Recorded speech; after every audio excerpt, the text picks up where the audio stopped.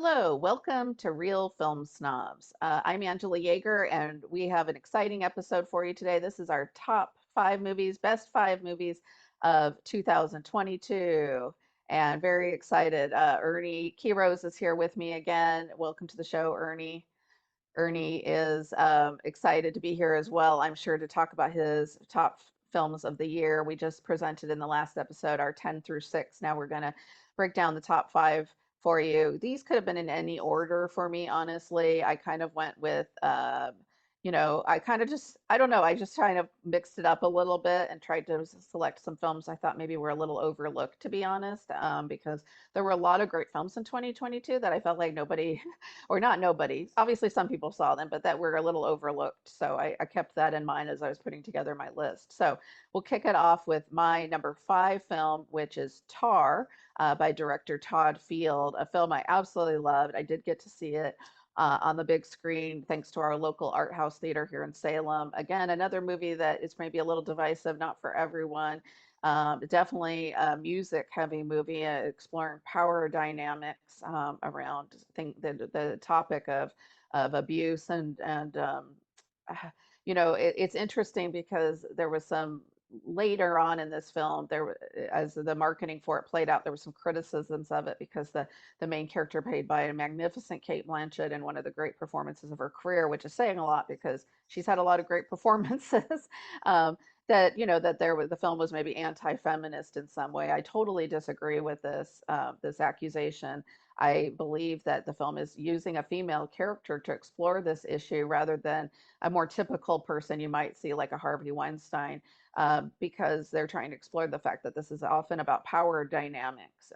When people get to a certain level of power where they are perceived as untouchable because they are great artists or great whatever, because they make a lot of money in some cases in the business world. In this case, a famous conductor slash composer who seems untouchable, and why they are able to get away with actions because of that power dynamic. So I think it's a brilliant film. And Kate Blanchett is getting all these accolades for her performance. And in this case, sometimes those things are overrated. In this case, rightfully so. She is absolutely deserving of all the accolades for her performance. Yes, I agree with everything you said 100%. And spoiler alert, we're going to talk about it more in a little bit. Okay. But I know I do want to say that yeah, there's so many issues that are presented in this film, and the one thing, yeah, I didn't understand the backlash. I didn't understand the criticism. It kind of surprised me. I mean, the whole idea is that here she is. She's this female composer in this traditionally male-dominated world, and she, they talk about it in the film.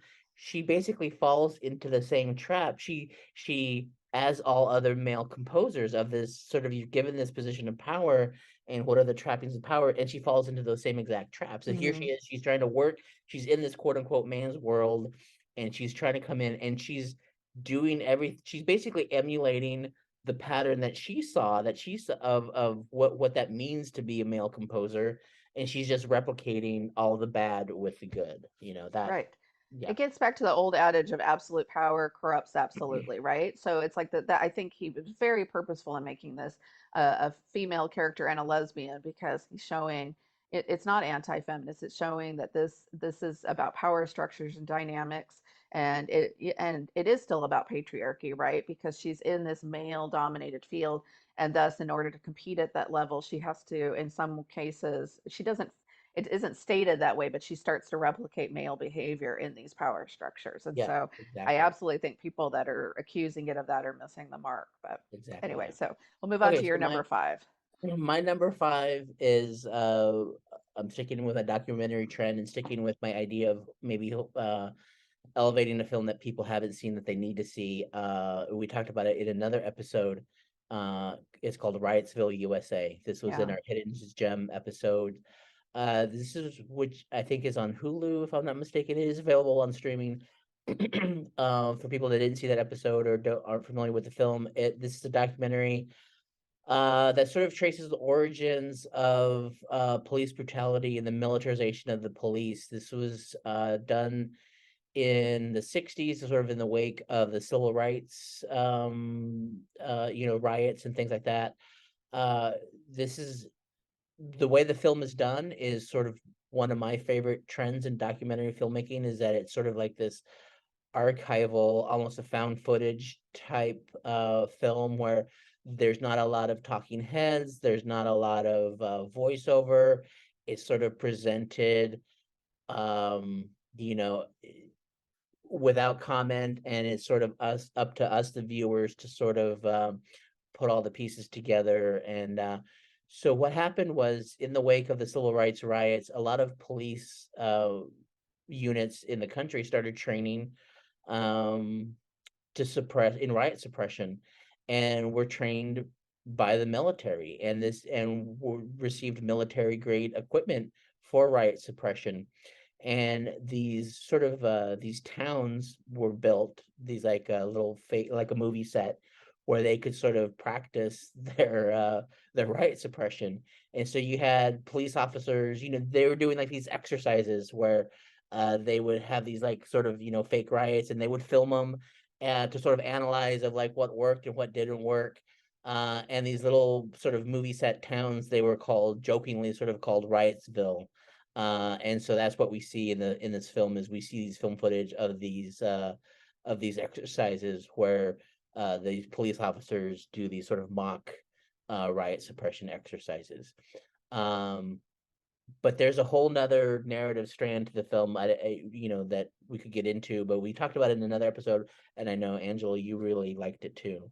I did really like this film. This is yet another documentary that could have been in my top 10 as well that you introduced me to, because I hadn't heard a lot about this movie. So I appreciate that you introduced me to this one. I thought it was a fantastic documentary. I think the fact that it doesn't use any talking heads is really effective. There is some voiceover, which I did also appreciate because it helps to catch you up on a few places of what's going on. It gets into the Johnson administration's efforts to deal with some of the riots that were happening, and they commissioned a report to be done on what to be done about the situation, and then decided basically to not follow anything that was in its own report, other than this really small section at the very end of the report that said, oh, and by the way, police could be better equipped. Well, they put all their money into that basket, instead of the harder things to deal with, which of course was economic inequality, um, education, all the bigger things that would actually help with the issues that were happening around civil rights to this day, and instead into militarization, tanks, these types of things for local police to have to basically militarize itself against its own population.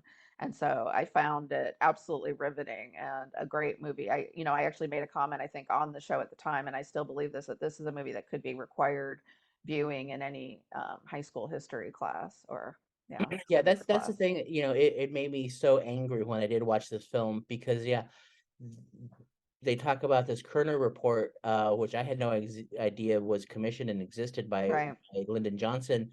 But in the Kerner report, they spell it all out of exactly why are these riots happening, what is this origin of the systemic racism and social inequality, and what can we do? But they didn't do any of it. And it's like, you had the answer. We've had the answer for over 50 years, and we've done nothing. And it And just, still that's haven't all it enacted is. the report. And at the time, the excuse was that the Vietnam War was costing too, that the things that were in the report would cost money, and the war effort was costing too much money, so they couldn't take away the money, to put it into the economic inequality. And a lot of it came down to that education and economic inequality. Black communities weren't, their neighborhoods were left to rot essentially, and this was causing, they didn't have job opportunities, didn't have education opportunities. So it's yeah, it's a great film. So I appreciate that you had it on your top five. My number four film is a film that I was shocked did not get more attention. It is Decision to Leave by director Park Chan-wook, a filmmaker I've loved for many years. And it's interesting, post Parasite, which was this huge phenomenon where people were all of a sudden like, oh, Korean and other Asian filmmakers make really interesting movies. And then excuse me, I have an eyelash in my eye. Um, they there was all this buzz about that. And I'm sorry, I'm gonna have to stop, Brad. Let's just take an edit here. This is really bad. All of a sudden, I have this eyelash. Okay, so my number four film is Decision to Leave by Park Chan-wook. This is a film that I guess I'm not surprised it didn't get more attention, but in the post-Parasite world, there's been a lot of buzz about people discovering more Korean directors, and this was a film that I think should have done a much better. It did go in to get theatrical release, but I think it was here in our local theater for maybe a week. And I absolutely loved it. It's a detective mystery slash romance, like a lot of Korean cinema. It blends genres. It's like kind of a dark comedy, a murder mystery, and horror at times, all blended into one. It's about police detective who is investigating a murder and sort of ends up falling in love with the woman he's fairly certain committed the murder, but just can't keep himself away from her. It has a film noir vibe, which I just absolutely dug. I love films that do film noir correctly, but it's also a really odd film because both of the main characters, at first you're not sure, is she using him, is she not? But she's also kind of addicted to him, and then he's married, and he has a very odd relationship with his wife. And so there's just all sorts of little oddities in this movie, which is one of the things I love about a lot of the auteurs of Korean cinema, is that scared to they're not scared of genre, and they're also not scared to blend genres, and they're not scared to do some pretty wild things that are unexpected. And there was some absolutely breathtaking photography in this film as well. There's a scene where they're standing in this forest of the snow, and I just thought, oh man, this is one of the best shots I've seen this year. I'm curious what you thought, Ernie. Did you get to see it? This is proof that we do not consult beforehand. Because my number four film is Decision to Leave. Oh wow, well there you go. I had no idea. Yeah, so there you go. No, I agree with you again of that. It was so odd that you thought maybe more people would see this or talk about this, considering Parasite and considering people are now, I get, hopefully kind of open to foreign films, foreign language films, and especially Or Korean TV films. shows like Squid Game, right? Yeah, Like I kind of yeah. thought, well, maybe this, yeah, But yeah, maybe just again, this, you know, I don't know, people or marketing, they sort of want the easy hook of like, here's the 30-second sort of pitch on a film, which this is a film that you can't sort of boil it down to a thing because it's not any one of these things. It's all those things that you talked about. It is this sort of murder mystery, but then it's this romance, and then it's a film noir, and then it's this and this, you know. Um, Park is, I remember Old Boy. Old Boy was one of the first films oh, I saw, one of my first Sundances, and ever since then I've just been a fanboy of his, and I will see anything that he does. And same here. yeah, but see this again, this is not Old Boy, old this is a very different thing of and that's what is these filmmakers, a really auteur filmmaker can bounce around in these different genres and combine these genres and do interesting things and they all work. And so you can't, if you're thinking this is going to be like a Old Boy, Lady Vengeance sort of thing or No, Revenge nothing thing, like it's that. not It's not that, a it's not crazy that. action movie. I mean, it's crazy, but it's not a crazy action movie And then he like did Old Boy. Handmaiden, which was sort of like this, Oh, gorgeous. sex intrigue thing. And this is not that. This has elements of that.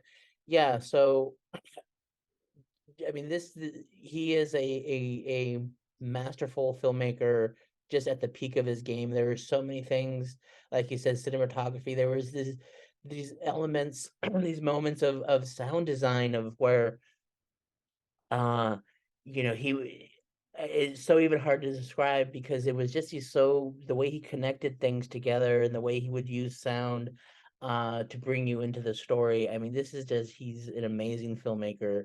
And like you said, just at the peak of his craft, um, Yeah, telling this very complex story, but just in just such a thoroughly engaging and enthralling way. It's just yeah. and I just wish more people had seen it, and it's so under the radar for a lot of people and a lot I of know. awards considerations. It's really unfortunate, and the only streaming service that I'm aware of it's on is Mubi, which is not one of the more popular ones that people might see, but it would almost be worth getting a subscription to movie just to see this movie if you Yeah. haven't. I did see it in the theater too, again thanks to our local art house theater, and it just blew me away. And so you're right, and he hasn't made a bad movie in years, and they're always surprising to me, which I love. So Hmm. yeah, so we'll move on to my number three film.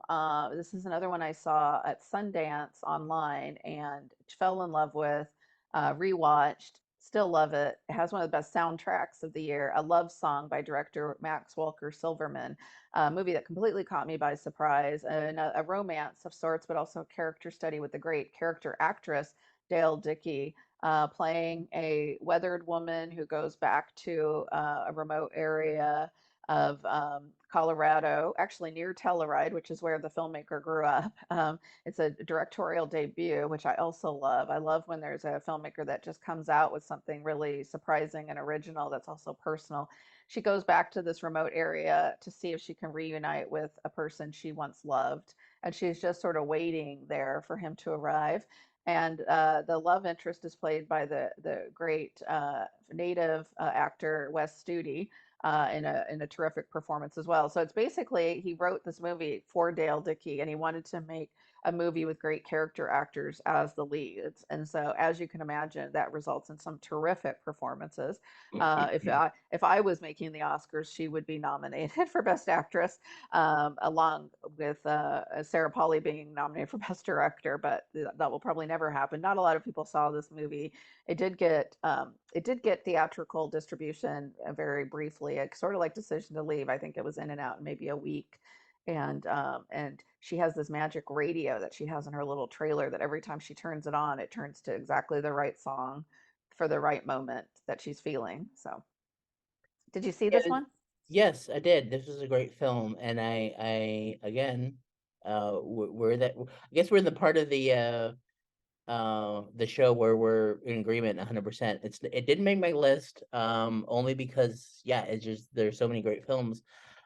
It's just such a quiet, sort of understated film. Like you said, it's these two actors that are traditionally in supporting roles that but they're the lead. Um, it's about older people falling in love and sort of reconnecting, and we don't see enough of that. And Hmm. Wes Studi, we did get a chance to bring him at one of the festivals that I work for. We brought him out, and we were going to show this film. We ultimately ended up, not deciding, but we talked about this film a lot. Uh, he can sing, he can play the guitar. It gave another side. If you don't know who Wes Studi is, or maybe you're like, oh, okay, you kind of vaguely recognize him, this is a good showcase of his talent and of what he can do, and sort of the versatility and the range that he has. But yeah, it's just, you know a quiet film for older adults unfortunately doesn't No, make fun. unfortunately not. And this is coming from a guy. I put Top Gun on my list, but this is the other side of cinema. Like, yes, you need to see that too. Yeah, you need to have a well-balanced diet of some bigger movies that are a little bit more crowd pleasers, and then nice quiet movies like this, which I found to be a crowd pleaser, but maybe not for everyone. West Studi is probably mostly known to people from what, like Dances with Wolves or something, but Or that's that's Last of yeah, the Last of the Mohicans. But Yeah, these types of movies are the ones where he really gets to showcase yeah, his actual range. So yeah. anyway, so we'll move on to your number three. Anxious So to my hear. number three is another quiet, small film. This maybe got a little bit more attention, which is great, and that's Aftersun.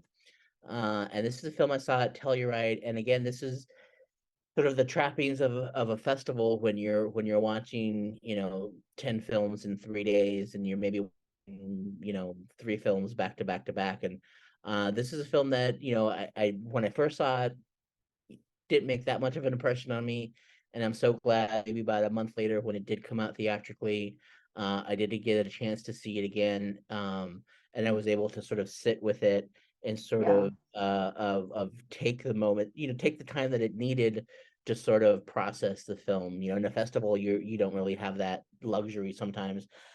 So I'm glad I did. So this is, for people that don't know, this is A film, the filmmaker sort of loosely based on the relationship with her father. This is it sort of tells the story of a young girl who's kind of going on vacation with her father. And her father has some issues, some demons of his own, alcoholism and some other things. It never really kind of spelled out. It's always kind of hinted at. Uh, but it's about this father and daughter sort of connecting over this trip, and then after this trip, they sort of drift apart and kind of go their separate ways. And sort of this is like the last moment that they sort of had, uh, that she was able to have with her father. And it's sort of done as her sort of looking back and sort of remembering Yeah. this sort of moment with her father.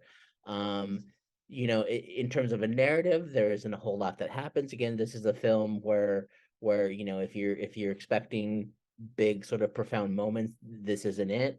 This is more about relationships and sort of these characters and sort of just again just this daughter just remembering back on her father, and there's these really, I kind of don't want to spoil all these little beautiful moments that help connect her present day life to her old, to this time period, where like he buys a carpet, and then the carpet sort of is one thing to sort of trigger memories, but it's these little connections. Yeah.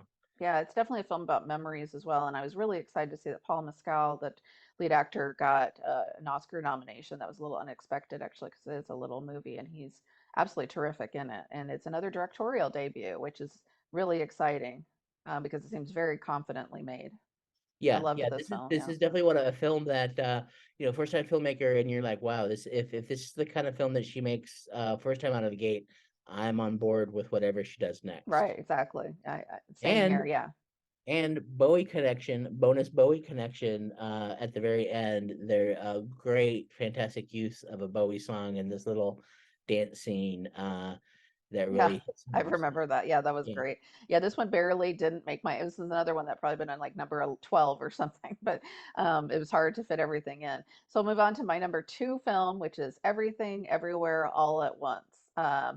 This was a buzzed about movie. A lot of you might have actually seen it.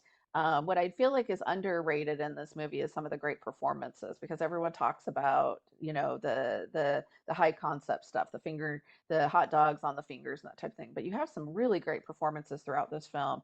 Michelle Yeoh, of course, in the lead role, and Jamie Lee Curtis. But all the performances, actually, the father, the daughter, there is no one who is just phoning it in here. There's just great performances across the board. And it is, and to me, I would say, you said RRR is the best comic book movie of the last few years. I would say this one is. It feels like the way comic book movies should be to me, a little crazy, a little comic-y, a little frenetic, but also original, innovative, and absolutely amazing.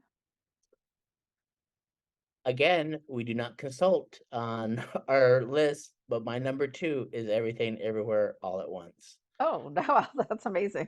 I It was was wondering if it was going to be your I number one, it actually. was flip-flopping. This is I could have easily flip-flopped one and two, and actually for the longest time it was my number one film.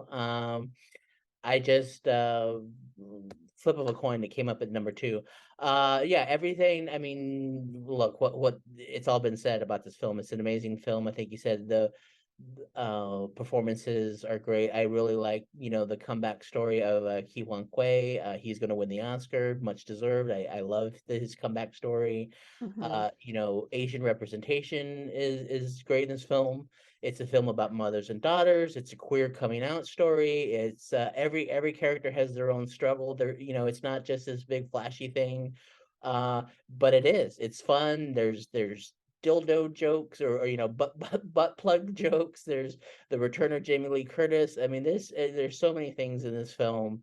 And I did have my nephew who I think he's 14 or 15, and he saw it and he's like, this is what Doctor Strange should have been. If you're gonna make a multiverse movie, this is the multiverse movie. Right. This is when it happens when you have a real, not the Marvel machine telling you how to do everything. When you have auteurs like just going fully wild, and I'm here for it.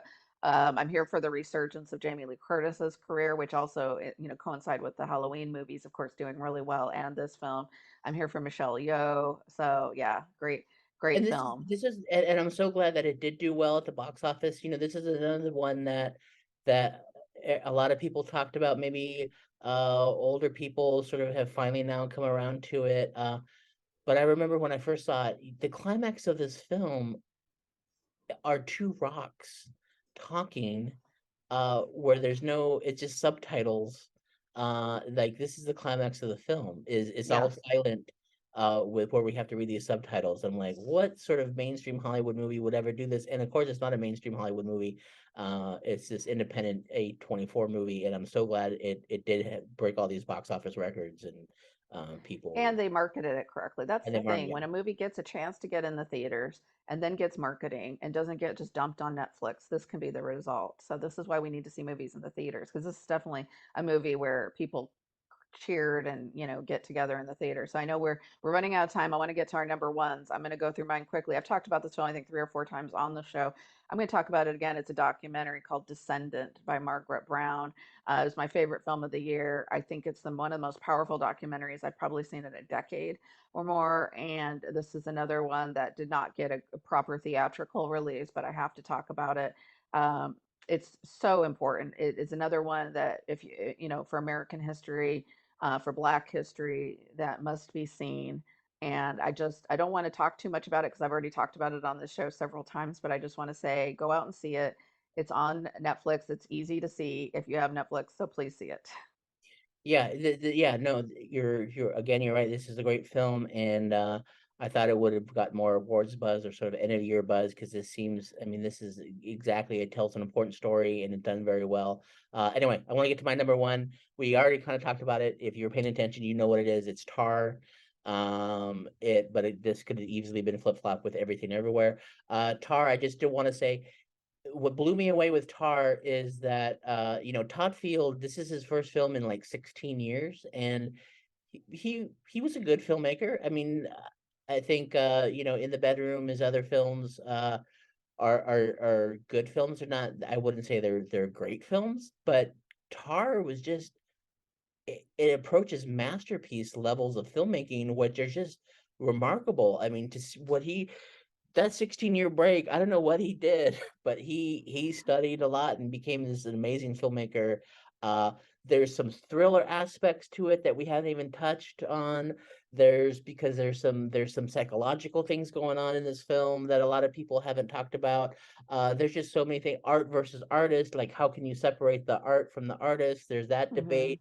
There's the Me Too thing. There's Kate Blanchett learning how to conduct and learning to speak German and French and doing them with, like, she's talking like a native speaker. I mean, there's just so many things in this film. It's an amazing film. Uh, you go see it. Yeah. Yes. He's actually deserving of his best director nomination, unlike some of the people in there, I think. And he did. It's like, wow, he had 16 years to ruminate, and boy did he. And I'm excited to see what he does next. But hopefully he doesn't wait another 16 years to make Yeah. a movie. But he has Kate Blanchett, the Kate Blanchett show to thank for a lot of that as well. So because this is truly like a film that revolves around one actor in a way. So that's our top five of the year, everyone. Check it out on our website or on YouTube. We're also on Facebook. We're on CC Media, Scan, Corvallis Access Media, KMUZ Radio, KMWV. Thank you to Brad Wortman, our one and only crew member, and our sponsors. And thank you especially to my wonderful host, Ernie, for joining me for this episode. Thank you. Have a great day and great movies.